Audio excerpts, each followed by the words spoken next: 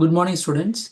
இன்னைக்கு நம்ம bullet test number 37ல class 12 ஃபிசிக்ஸில் பார்த்துட்டு இருக்கோம். எலக்ட்ரிக் சார்ஜ் அப்படிங்கிற டாப்பிக்கில், அதாவது எலக்ட்ரோஸ்டாட்டிக்ஸில் தான் பார்த்துட்டு இருக்கோம். எலக்ட்ரோஸ்டாட்டிக்ஸில் இது 7வது டெஸ்ட்டு. நான் கொஸ்டின் சொல்கிறேன், ஆன்சர் எழுதிங்க. First question, dimensional formula for electric field. Dimensional formula for electric field அது எழுதும்போது அப்படி மனப்பாடம் பண்ணி எழுத வேண்டாம். அந்த is equal to F by Q இருக்கு இல்லையா, அதுலேருந்து எஃப் உடைய டைமென்ஷனல் ஃபார்முலா போட்டு கியூக்கும் போட்டு சப்ஸ்டியூட் பண்ணி எழுதி பழகுங்க.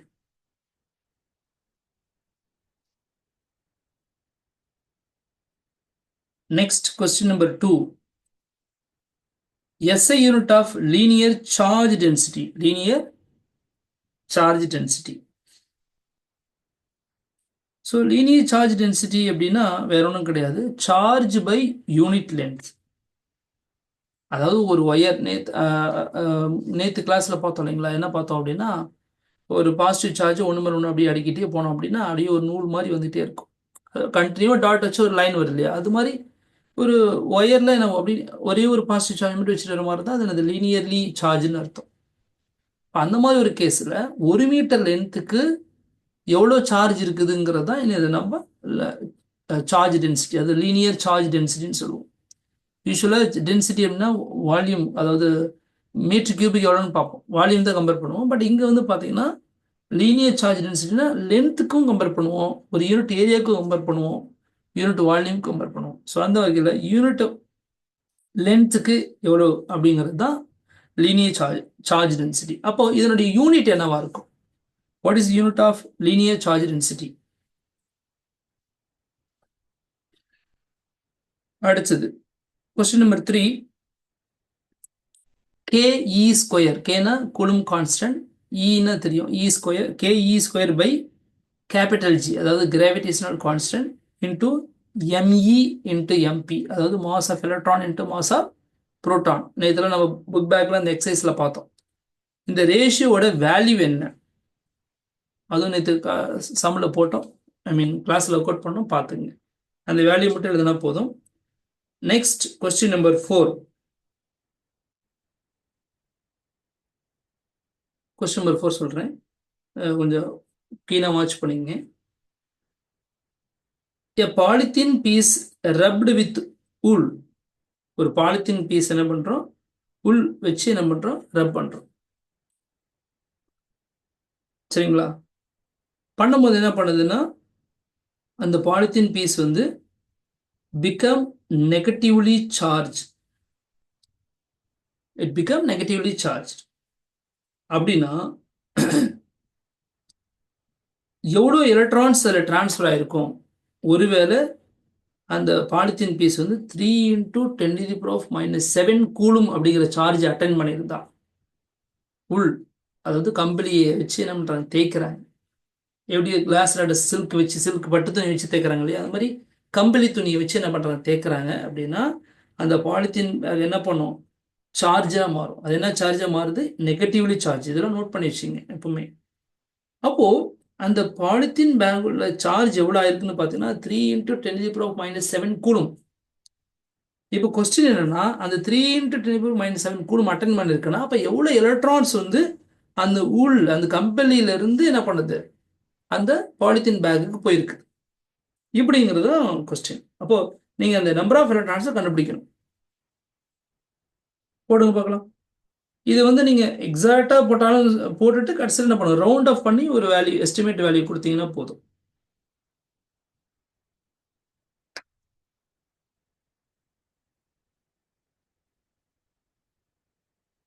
ஜஸ்ட் டிவிஷன் பண்றது தான்.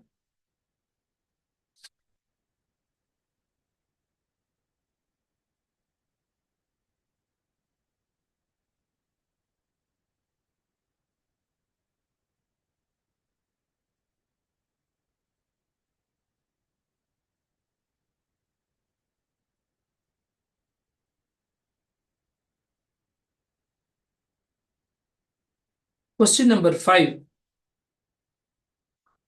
இப்போ கொஸ்டின் நம்பர் 4ல நம்ம என்ன பார்த்தோம் அப்படின்னா, polythene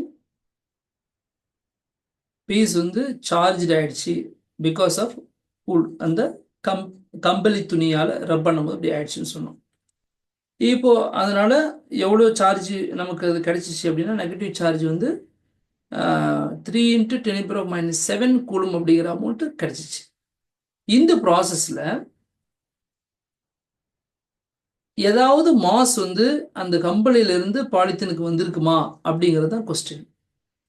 In question number 4, is there any transfer of masses from wool to polythene? கம்பளியிலிருந்து பாலித்தீனுக்கு ஏதாவது மாசஸ் வந்துருக்குமா? சார்ஜஸ் வந்துச்சுங்கிறது ஓகே தெரியுது, மாசஸ் வந்திருக்குமா? அப்போ அந்த உள்ளுல ஏதாவது மாசஸ் குறைஞ்சிருக்குமா? இப்போ பாலித்தீனில் மாசஸ் இன்க்ரீஸ் ஆயிருக்குமா? இப்படிங்கிறது தான் கொஸ்டின். அப்போ yes or no, mass increase ஆயிருக்குமா வந்திருக்குமானா எஸ்ன்னா எஸ்ன்னு சொல்லுங்க, இல்லைன்னா இல்லைன்னு சொல்லுங்க. எஸ்ன்னு சொன்னீங்கன்னா ரீசன் சொல்லணும் ஏன் அப்படின்னு.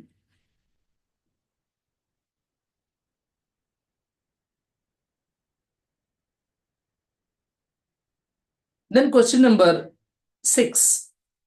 What is the electrostatic force between two unit masses separated between 1 meter distance?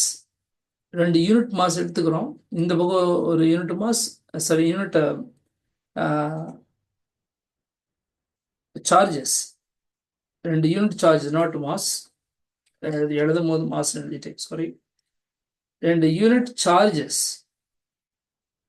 அதாவது ஒரு கூலும் தான் யூனிட் சார்ஜஸ்ன்னு வேற ஒன்றும் கிடையாது. ஒரு கூலும் சார்ஜஸ், இந்த பக்கம் ஒரு கூலும் அந்த ஒரு கூலும், 2 கூலும் ஒரு கூலுக்கு நடுவில் 1 மீட்டர் டிஸ்டன்ஸ் இருக்கு அப்படின்னா what is the force experienced by these 2 unit charges அப்படிங்கிறது தான் கொஸ்டின். இதில் ஈஸியான கொஸ்டின், அப்படியே அடிக்கிறது தான் டைரக்டா.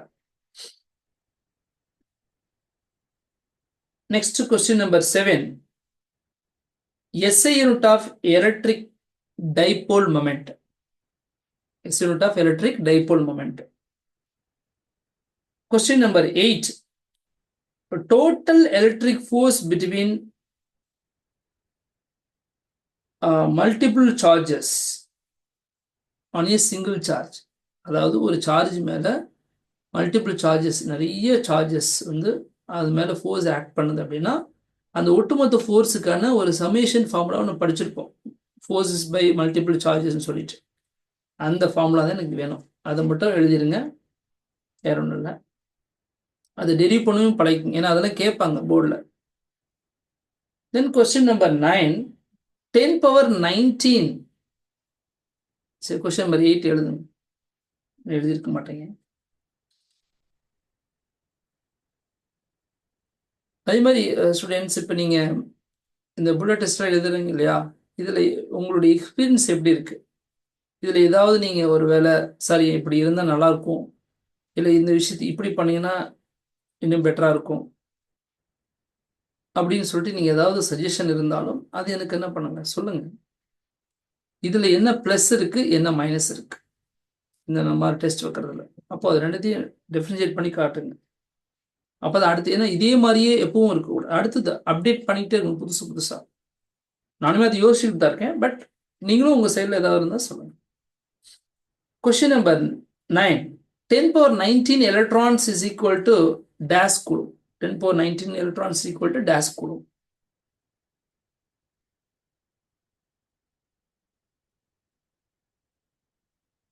Then question number 10. நம்ம அந்த ஒரு அன்சார்ஜ் படி சார்ஜ் படி மாற்றும் பார்த்துருக்கீங்களா? அந்த கான்செப்ட்ல ஒரு பாடி வந்து பாசிட்டிவ்லி சார்ஜாக மாற்றணும் அப்படின்னா நம்ம என்ன பண்ணணும்?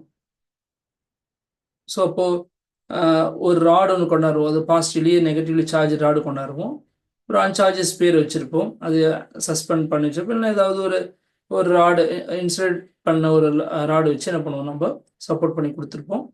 அதுக்கப்புறமேட்டு அந்த பாசிட்டிவ் நெகட்டிவ் எல்லாமே செப்பரேட் ஆகிருக்கும். அதுக்கப்புறம் ஒன்று வந்து என்ன பண்ணுவோம், கிரவுண்ட் பண்ணியிருப்போம். அப்போ ஃபைனலாக நமக்கு கிடைக்கிறது தான் அந்த சார்ஜ் படி. இப்போ வந்து இந்த மாதிரி கான்செப்ட் உங்களுக்கு தெரியும், நல்லா புக்லேயுமே இருக்குது, டயக்ராம்ஸ் அந்த மாதிரி நானுமே அதை எக்ஸ்பிளைன் பண்ணியிருக்கேன். இப்போ எனக்கு ஒரு அன்சார்ஜ் படியை பாசிட்டிவ்லி சார்ஜ் மாற்றணும்னா என்ன பண்ணணுங்கிறத டயக்ராமில் டயக்ராம் ஒரு 3 டயக்ராம்னாச்சும் தேவைப்படும் மினிமம். 3 ஸ்டெப் அந்த டயக்ராமை மட்டும் வரைஞ்சி இதுதான் மெத்தட்னு சொல்லி முடிச்சிருங்க பார்க்கலாம். அதெல்லாம் முடிச்சுட்டு தெளிவாக ஃபோட்டோ எடுத்து அனுப்பிச்சிடுங்க.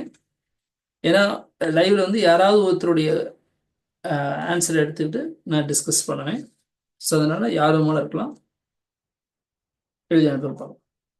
நம்ம நீ சொன்ன மாதிரி இந்த டெஸ்ட்டில், இந்த புல்லட் டெஸ்ட்டில் ஏதாவது உங்களுக்கு சேஞ்சஸ், ஏதாவது உங்களுக்கு ஐடியா தோணுச்சுன்னா சொல்லுங்கள். அண்ட் ஏதாவது இதெல்லாம் பெஸ்ட்டாக இருக்குது, இதெல்லாம் மாற்றணும், இது பண்ண நல்லா இருக்கும் சார் நினைக்கிறீங்களா, அதெல்லாமே எனக்கு சொல்லுங்கள் பார்க்கலாம். Okay, thank you. கிளாஸில் பார்க்கலாம்.